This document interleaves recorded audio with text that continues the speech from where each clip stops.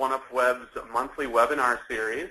I am Dan Truel, an account planner here at OneUpWeb, and today I'm joined by Carly Wujcik. She's our Director of Sales and Marketing. Yeah, good morning, everybody. Happy Friday. We promise to make this 30 good minutes that deliver you right into lunch if you are Eastern time, but nonetheless, it'll be 30 minutes well spent. Definitely. So today we're going to be talking about optimizing site navigation and particularly how B2B and B2C brands alike can use this for driving conversion. So thinking of site navigation as something more than simply a navigational tool. It's important to note that this is not a technical call. There are a number of other considerations like SEO and other things to take into account with site nav, but we're really going to be focusing on the bigger picture here today. All right. So without that, with that said, we're going to, with that, I guess, we're going to kick things off and get started. Just so you all know, this will be recorded, so you can access it at a later time. And please do submit your questions through the GoToMeeting or GoToWebinar interface there that you see somewhere on your screen. And we'll get through as many of them at the end of this session today as we possibly can. For sure. We definitely want to hear from you. Okay, here we go.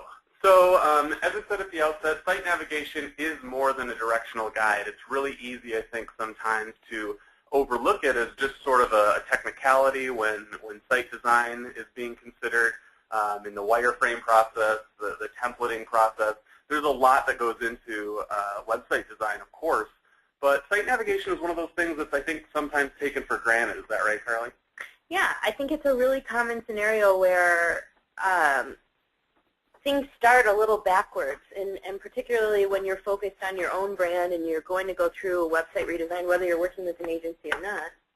You sit down and you kind of look at all of the pages that exist currently, and you think about what department needs that page there, and how are you going to group things together, and that page that's always been there, and maybe we should leave it because John wrote it and he really likes it.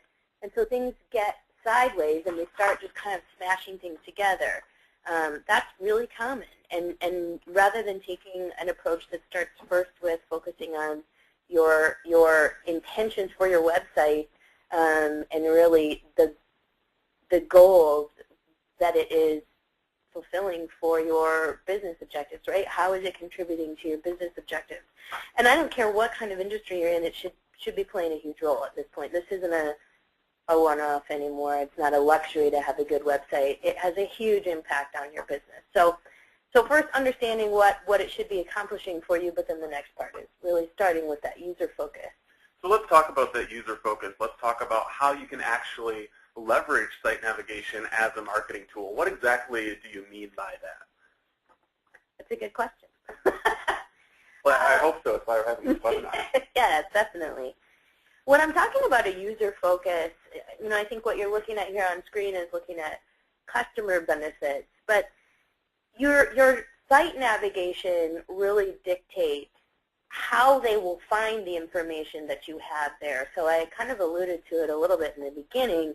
We start off by focusing on the information and kind of where we're going to put it together. If your site navigation isn't right, it doesn't matter what you have on your site. The search engines may be able to find it if you've got it optimized appropriately, but there's a really good chance that your users won't be able to find it. Generic navigation, generic experience, and ultimately not something that's compelling for your users. Right, exactly. And so here, again, on the screen, you can see communicates relevance. This is the opportunity to understand how your users talk about the services or products that you offer or degrees or whatever it is, whatever industry you're actually in. How you name your navigation is going to let them know immediately at first visit to your site whether or not you understand them, your audience, and are able to speak to them relevantly. And we're going to talk about naming your navigation, as you mentioned, in just a little bit, but I think that's an important point, that the language of navigation itself is so important, and it's particularly interesting when we think about navigation as a communications tool. Mm-hmm. So in a sense, navigation for your site isn't just about showing where your users should go, it's about showing them where they are in that moment. Am I in the right place? Right, right. And does this business understand me? Right. Is there a good likelihood that I'm going to get a good product or a good service, or does this look like it's the right thing? And that relevance really is what establishes brand authority for every user, really. If you understand me, if you can speak my language, so to speak, then I think you probably are an authoritative brand in the space. And it's really in some ways similar to walking into a retail store, into a brick and mortar shop, and understanding from the very moment you step in the door, this brand gets me, based on what you're seeing there and the navigational paths within that store itself. I think it's interesting to think of site navigation in terms of physical design as well. So there's a lot of emphasis today on people-centric design or human-centric design in even architecture. And the same is true of the site architecture, the site navigation as well. So hospitals today are designing hallways even in a way that's a little bit less intimidating for patients. The same kind of thought and consideration in actual physical architecture should really be going into your virtual site navigation as well. Right. Yeah. I mean, and the same idea.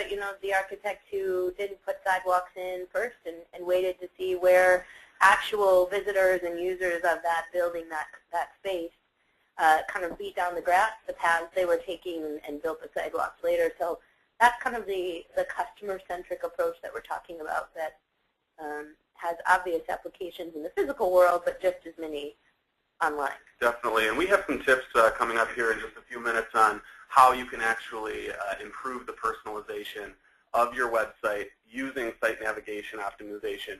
But for the moment, let's talk a little bit about the actual bottom line business outcomes that can be affected by improving site navigation. Yeah. Lowering bounce rates, obviously, first and foremost. If I can find what I'm looking for when I'm visiting your site, if it seems intuitive to me, right? If I don't have to think about it, I just keep coming across what it is that I'm after, you're going to see lower bounce rates to your site. Lower bounce rates has a huge benefit in a lot of arenas, SEO being one of them. So that's definitely important. Lower bounce rate, higher conversion rates, that's obvious.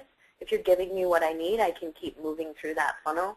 And if you've flattened the funnel enough that I am not having to dig and dig and dig and dig, but I can get from point A to B quickly, you're going to see those increased conversion rates. And then I think the other thing that people don't think about, and this is more common in business-to-business environments or higher education, things like that, is this idea of improved lead qualification and using your website as a tool to make sure that you are moving only the most qualified prospects or customers or consumers through to whether it's a sales team, an admissions team, whatever it is, and allowing your navigation to help them sort of self-qualify really goes a long way in making sure that you deliver good leads to a sales team, that you have a higher close rate, you're bringing in more business, really, because your sales staff is able to spend time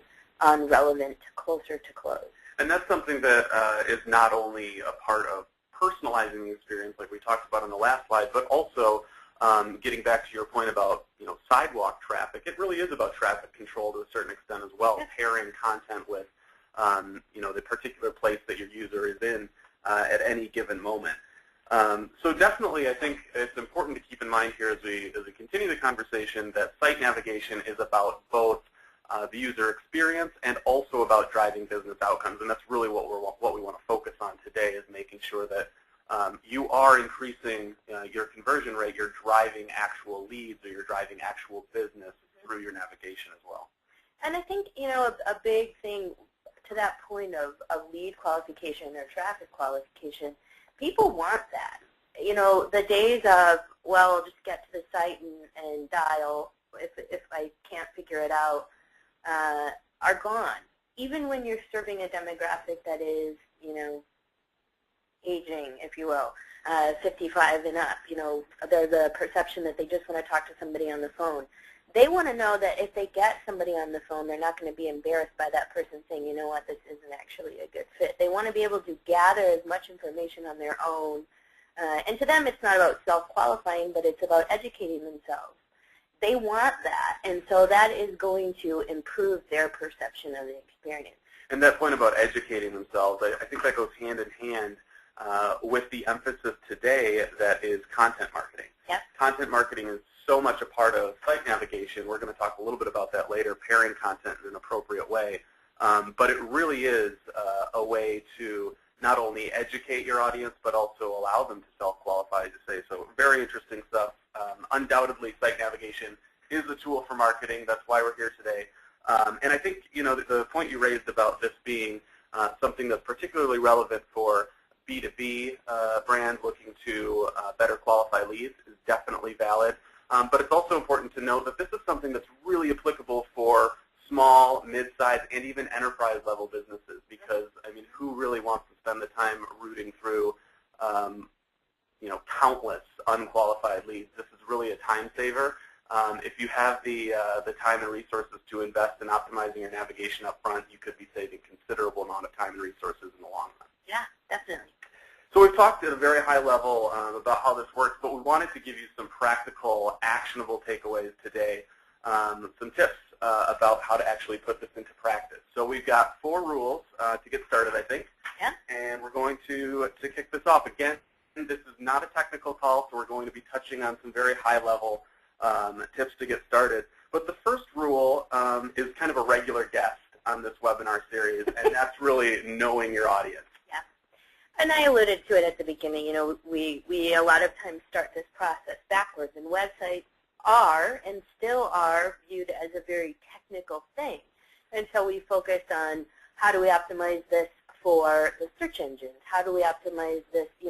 What's user experience standards? What's a navigation best practice? That all is something that needs to be layered into the equation. But to really make sure that you're putting the best experience out there for a visitor to your site or various user groups, right? Most businesses have websites that serve a variety of different user types. Is first and foremost, like I said before, knowing your audience. And this is more than just they are 18 to 22. They live primarily on the coast. This is not just demographic and geographic information. This is really taking the time, and not just to assume it, but to get to know their buying cycle, to get to know their research cycle, to get to know all of the various phases of consideration that they go through as you're trying to move prospective potential customers from awareness into action, whatever that action is. And just like at any point in the sales cycle, there may be decision makers and influencers, and the navigational paths for each of those groups may be different. Yep, absolutely. And so you've got to be able to know that. You've got to be able to distill what those points of concern, those points of motivation, ambition are at every phase, and that will help you start to structure your website. And in order to do that, honestly, take some time. The easiest way to do it is to start surveying your existing customer base to really get a feel for what the process was that they went through in selecting your business. Pull the people that didn't select your business. Hold focus groups, things like that. Really dig in and get to know who your customer is, and almost more importantly when it comes to navigation, what their purchasing cycle is. Yeah, I think the idea of getting to know your audience through interviews is a great one. Even interviewing, like you said, people that didn't end up converting, extremely important. And speaking of falling out of that funnel, this is the point at which we talk about site navigation as sort of a mirror of your business, of your business's sales funnel. Right. So in that sense, we're talking about pairing the relevant content at each point in that decision process. Can you talk a little bit about that? Sure.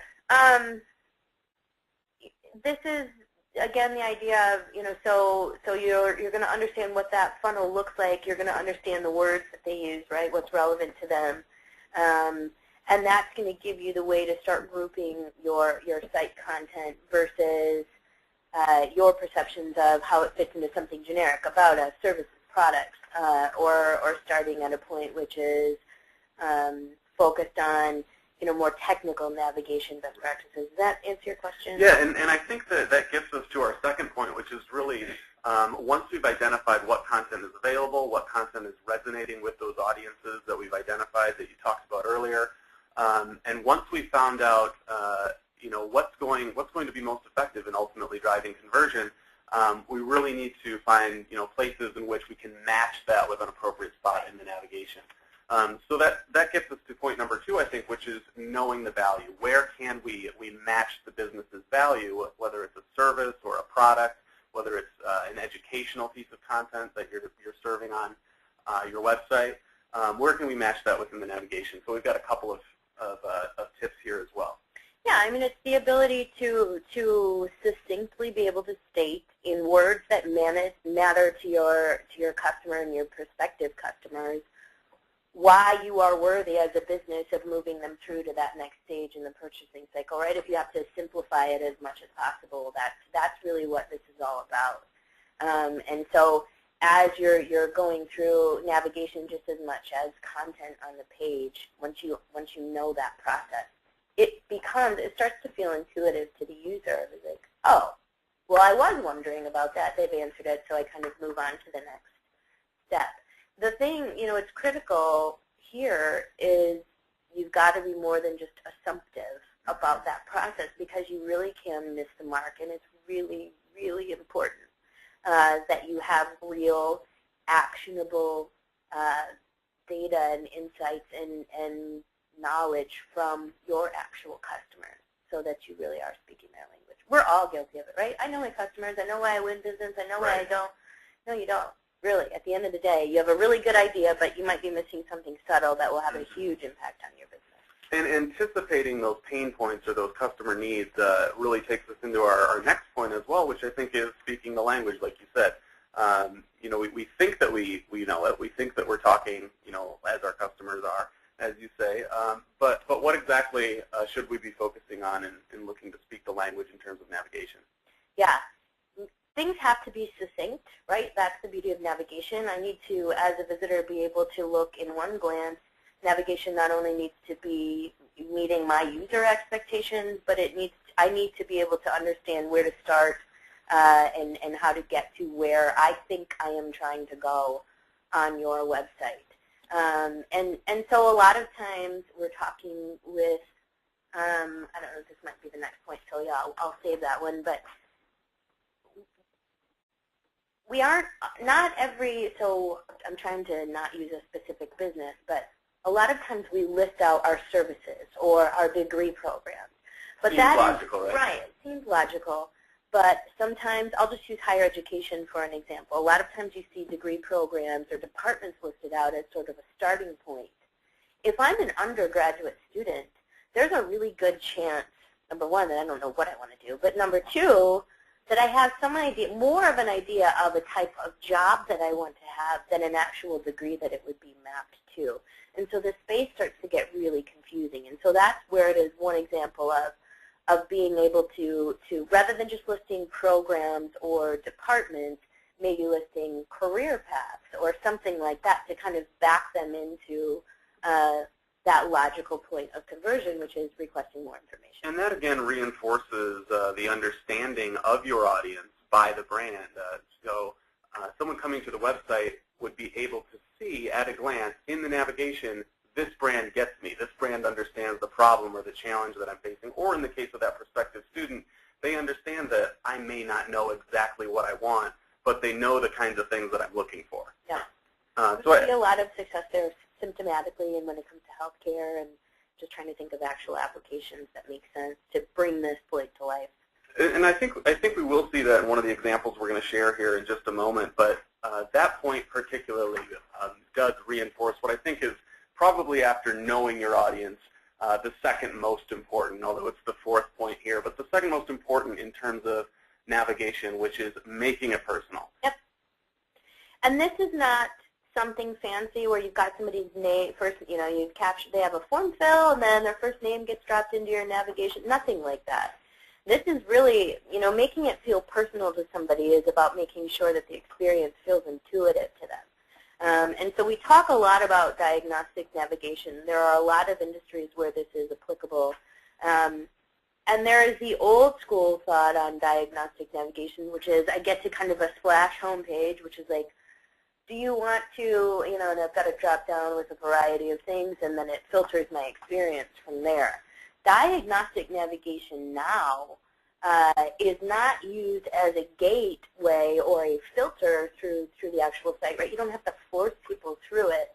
It's about giving them the right starting points that they can identify with, making the path clear, and again, making it feel intuitive. I hope that doesn't feel too theoretical and kind of crazy. There are some instances where we've seen it done really well. And this really gets back to your point earlier, which is self-qualification. This is an opportunity for not only the user to feel empowered in really charting their own way in terms of finding, the specific content that's going to speak to their needs, but it's also an opportunity for brands not only to communicate relevance and individual value, but also to reduce some of the time, some of the burden that goes into qualifying this volume of leads that is coming in. And figuring out where to put the darn content on your site. When you don't start there, this becomes a much easier job, and it becomes a lot easier to figure out what you don't really need there, or what doesn't necessarily need to be part of your main navigation. Exactly. So what exactly does all of this look like in practice, Carly? We've talked about a number of things here, market research, we've talked about personalization, speaking the language, lots of things that we've covered here already, again, at a very top level. But in terms of what it really looks like on the page, let's go into an example here. So we've got one from some work that we put together. Yep. This is some work that we have presented. It isn't necessarily in place for talc at this point, but trying to solve something for them. So their demographic, their age demographic is typically 65 and up. This is a high-end international tour and travel company, and there are a lot of options that exist within the talc family. So there's really a challenge in trying to get the user to identify a particular tour or tours that they may be interested in. Right. And what was really common here, what we were seeing in old experiences with talc, is they have individual branded groups or departments within their organization that don't necessarily communicate to a potential traveler the very types of areas or tours that they would be going on. And so for a long time, the functionality was to get them to a site and show them some cool pictures and just get them to fill out a form to request more information and a physical brochure being mailed to them. That obviously is kind of an expensive practice. And it's also, again, here, there was no self-qualifier. These are expensive trips. And it's as much about the disappointment for me as a potential traveler to get it and realize, oh, wow, I couldn't dream of affording that, versus better filtering the experience and information up front. Video here. Show you an animation of how one of our proposed solutions really kind of takes them through this better filtering, more intuitive experience. People are searching for tours by location, first and foremost, not necessarily this brand's branded groups. They want to see what's included. You don't have to list it all, right? One of the things that they struggled with was, well, there's different things included. Pricing is different for every trip. How do we get that all in there? You don't have to. You just have to do enough of a job to give them a good idea of what it's going to feel like, really showcase the experience quickly. And again, without making this a really deep, many clicks deep experience, even filling out the form, give them the opportunity to select the areas that they're actually interested in. So this is just one example of how all of the theory that we're kind of talking about here can be put into practice. All right. Well, very interesting. So there we have examples of a number of the things that we've talked about. So not only, taking into account research at the forefront, as we were talking about earlier, what are the challenges involved, what are the audiences that we're speaking to, looking to personalize the experience in a way that's meaningful, using some of that diagnostic navigation that you talked about earlier, that self-qualification, and then also, making sure that we are speaking the language. What is this audience looking for? What are these audiences looking for, and how do we make that different to speak to individuals? You may have to check and see if we're still sharing our screen. I know video sharing. Yep, okay. All right. Hopefully the video played just fine there, but we'll check that out here in just a second. But just to summarize, we've talked about a lot of things today. So going forward, what can we take with us? Well, one, site navigation is not just a directional tool. It is a marketing tool. It's something that can be used more broadly as part of your digital strategy. Whether you're in B2B or B2C, whether you're looking to improve qualification of leads, or simply, funnel e-commerce customers to the particular product or service that's most relevant most quickly. Yeah, well, and e-commerce companies get this, right? Mm-hmm. Amazon's kind of leading the way for them, and you've got to follow suit where that's concerned. They know how important site navigation is. The other point that I think is important is that navigation builds brand and business. So it's not only the communications tool that we talked about, communicating relevance and establishing trust, but it's also influencing directly bottom line business outcomes as well. Yep.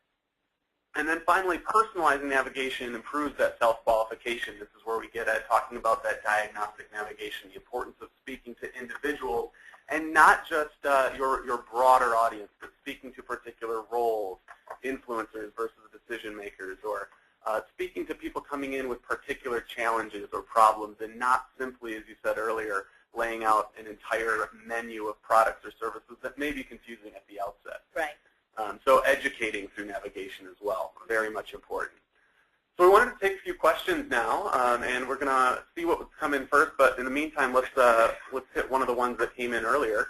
Somebody asked how to know whether or not site navigation was broken.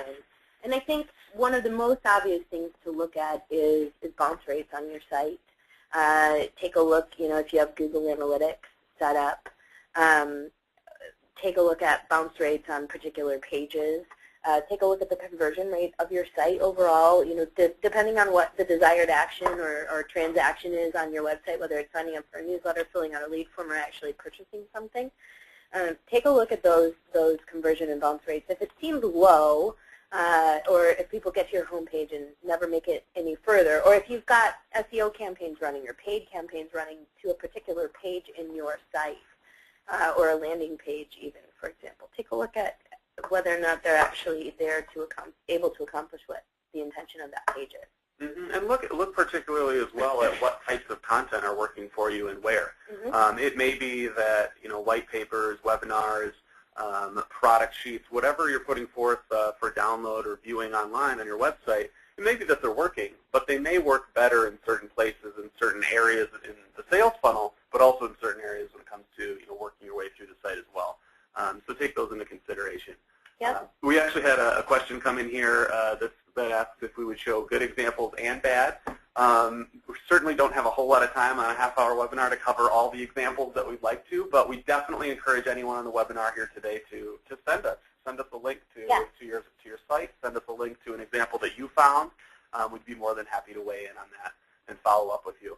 I think, I think I answered, hopefully somebody feels that we answered. Somebody asked, what if we have multiple markets? Should navigational paths be the same for every industry, or should it vary by user type?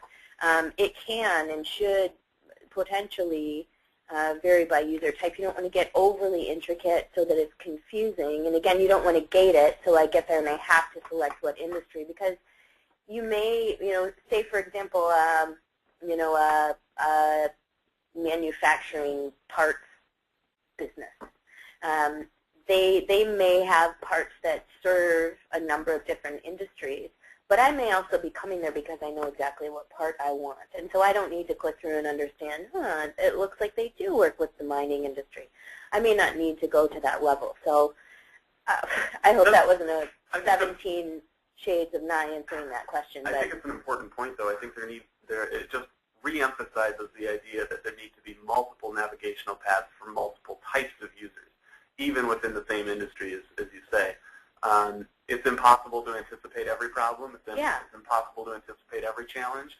But by doing your homework up front, by doing the market research, by doing customer interviews, you can get a sense as to, okay, what are the fundamental problems that people are coming to the website hoping to solve, and how do we position content for that? How do we position that in the navigation most effectively? But also, how do we give people who perhaps are a little bit more experienced, who are familiar perhaps already with the brand or with the solutions offered in general, how do we give them a more direct path as well? We want to make things easy regardless of where someone falls, in the marketplace. Yeah. Are we out of time now? I think we are, unfortunately. So we've really run out of time to hit questions. I'm sorry. We had a couple more come in that we weren't able to get to, but we will be following up with you individually after the webinar. And again, if you do have examples or questions pertaining to your own website, please feel free to contact us. Contact information is shared here at the end. Also, at any time, please feel free to contact either Carly or myself directly. Yeah. More than happy to answer any questions. Yeah, thank you. Thank you, guys. Please do. Thanks for joining us today. Have a good weekend. It's Friday. Woo. Thank you, everyone. Take care.